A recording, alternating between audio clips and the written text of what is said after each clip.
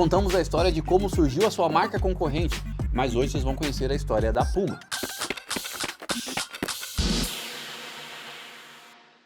Fala, seus Corrida na Veia, Eder Mota aqui. Hoje nós continuaremos uma história de uma história que já contamos. Você entendeu, né? Hoje vamos contar a história da Puma. Se você não assistiu a história da Adidas, que tem total conexão com a história da Puma, a gente indica você assistir esse vídeo, que está aqui no cards à sua direita, à sua esquerda. Está aqui no cards, na lateral, ou em algum lugar aqui nas nossas playlists dentro do canal. Mas hoje você vai conhecer um pouco mais sobre a história da Puma. Teve Pelé, teve tecnologia de tênis, teve muita coisa que aconteceu até a Puma se tornar na grande marca que é hoje. Os dois irmãos que tinham a fábrica de sapato, irmãos Dassler, que depois no futuro virou Adidas só com um irmãozinho, que os dois brigou. Agora você vai entender como é que surgiu a Puma a partir dessa rusga, desse rompimento dos irmãos, e aí surgiu a grande empresa chamada Puma, que foi fundada do lado da Adidas, do outro lado do rio. O surgimento da Puma se deu logo em seguida à quebra do contrato entre os dois irmãos, quando os dois irmãos Rudy e Adi brigaram. Mas você deve estar pensando, a Puma foi para outro estado, a Puma foi para outro país. Não, a Puma se instalou do outro lado do rio. Aí você deve estar se perguntando, tá, o irmão pensou em fundar outra empresa e criou com o nome Ruda. Igual quando o Adi fundou a Adidas, pegou um teco do nome dele, pegou outro sobrenome e saiu Adidas. Assim, Rudy fez a Ruda, mudando para o outro lado do rio, levando algum dos funcionários. Você acha que ele seria besta? Ele não levou os funcionários que trabalhavam ali na mão de obra direta do tênis, mas sim pessoas do marketing, pessoas que trabalhavam na operação de distribuição dos calçados, a operação geral da empresa. Não temos relatos se ele levou todo mundo.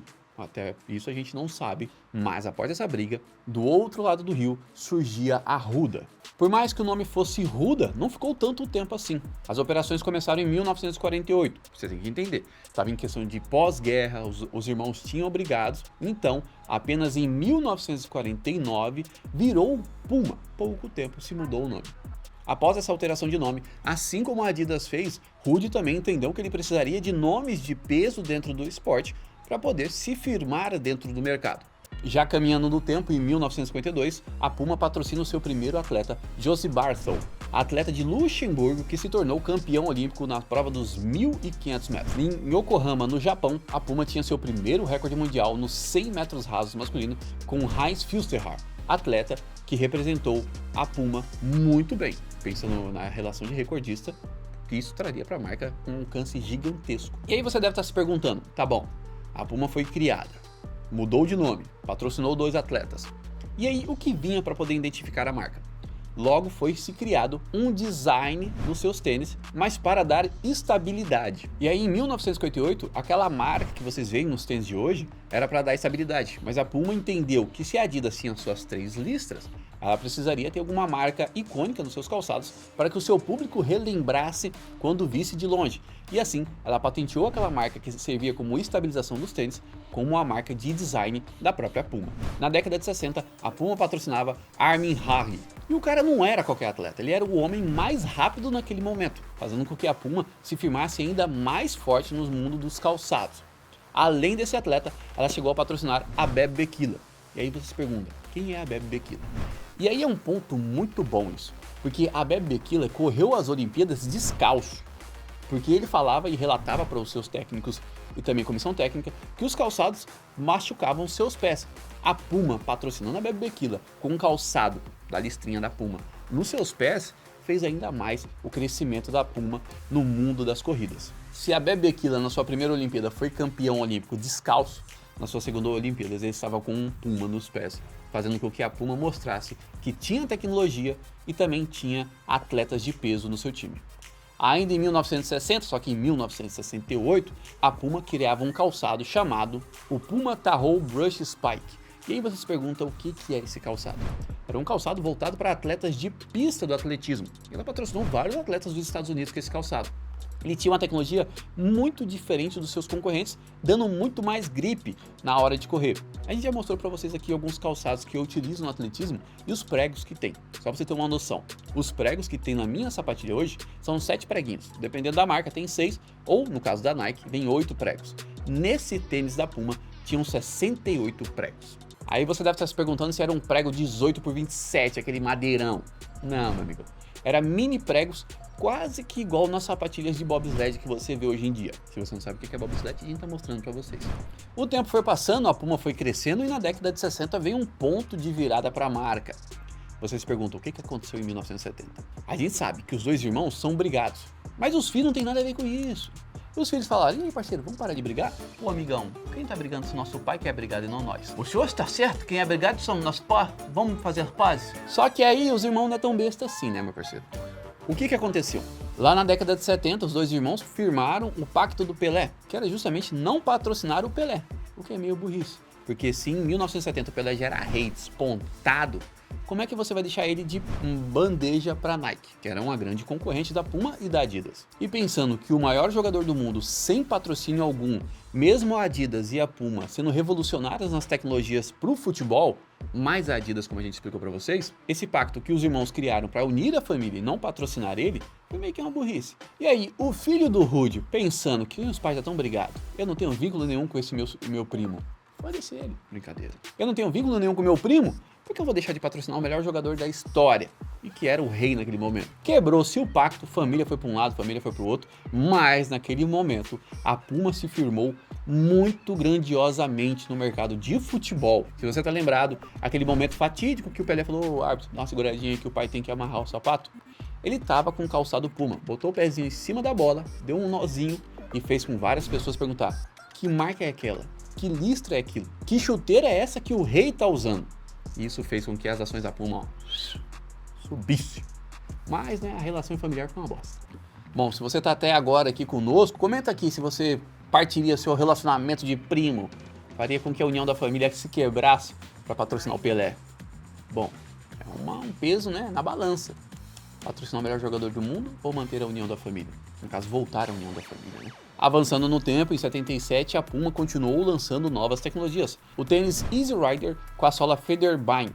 O que seria isso? Como se fosse a sola da Nike, que é de waffle, a Puma fez uma tecnologia diferente em formato de V para os seus calçados, dando mais aderência, mais responsividade e tudo aquilo que a gente já explicou desse tipo de solado. E aí, essa linha Easy Rider permeou por muitos anos dentro da Puma, para vários tipos de calçado. O pessoal quer fazer trilha, tinha os tênis casuais, mas todos com essa tecnologia Easy Rider, que dava mais grip dependendo do terreno e também tinha uma boa absorção de impacto, segundo a Puma daquele ano. Mas essa linha Easy Rider meio que se assemelha com a linha do Pegasus, que você conhece muito bem. Era meio que distribuído para vários tipos de calçados. E aí, essa linha Easy Rider, com essa tecnologia embarcada que tinha lá o soladinho como V, quase igual ao do Waffle, meio que destrinchou para todos os produtos da marca. Então você tinha vários produtos da Puma com a linha Easy Rider, mas tinha uma diferença no seu final, cada um dos calçados, para um tipo de terreno ou um tipo de esporte.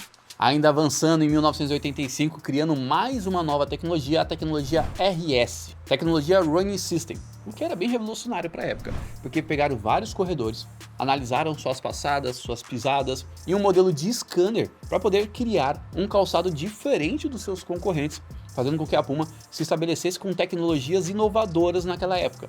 O que era muito revolucionário para a época, pensando em 1985 você usar scanners, sensores, para poder melhorar a corrida dos atletas. Ainda na década de 90, em 1991, lançou algo que foi uma febre, e que eu tenho certeza que você já usou ou quis usar, o Puma Disc.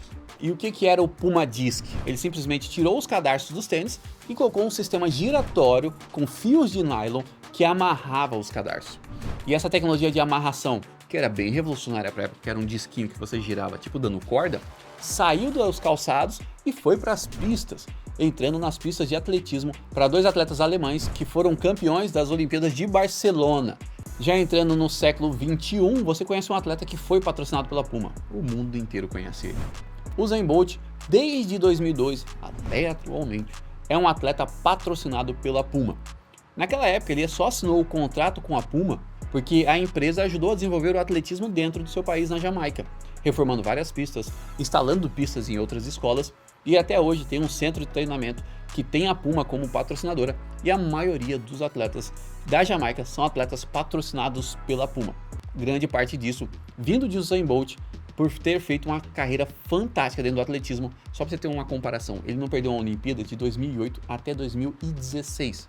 Em 2017 ele se aposentou. Atualmente a Puma tem 4 tipos de tecnologias que ela utiliza não só para o mundo da corrida, mas nos seus outros esportes que ela tem produtos. A Nitrophone Elite é uma tecnologia termoplástica que tem infusão de nitrogênio no seu solado. Essa tecnologia ela minimiza a perda de energia que você faz na hora de um exercício, seja na corrida ou nos outros esportes que ela tem injetado essa espuma nos seus calçados. Já entrando atualmente a Power Plate, que é uma placa de fibra de carbono, que você já está careca de saber o que é uma fibra de carbono dentro do esporte. Dá estabilidade, dá um retorno de energia fantástico, isso está embarcado em algum dos calçados da marca. Sapatilha de atletismo tem isso, tênis de corrida tem isso e algumas chuteiras também tem essa tecnologia Power Plate, só que em pontos de pressão diferentes do calçado. E já indo para a parte de cabedal dos calçados, ela já utiliza a tecnologia Power Tape, que é um knit, que você já está também careca de saber o que é isso e como é que funciona dentro dos calçados. A da Puma fala que preserva ali os ossos, os músculos e faz com que você tenha mais agilidade para fazer os exercícios. Indo para a última tecnologia, a ProFoam, que é um EVA que dá mais equilíbrio e estabilidade também, e um bom retorno de energia. E ela está embarcada na maioria dos calçados da Puma. Inclusive, nesse novo lançamento que vai vir agora, possivelmente vai ter ali a ProFoam na sua entressola. Após passar por esse mundo de informações da Puma, que você não sabia, eu também não, até li todo esse roteiro, a gente vai falar para vocês se compensa ou não comprar o tênis da Puma, assim como a gente fez em outras marcas. E já puxando você também, se você ainda não assistiu os outros vídeos, o card está aqui na lateral e você consegue saber a história da Olympus, da Nike, da Adidas e hoje contando para vocês a história da Puma. Mas já põe aqui nos comentários, antes de eu dar minha opinião se compensa ou não comprar um tênis da Puma.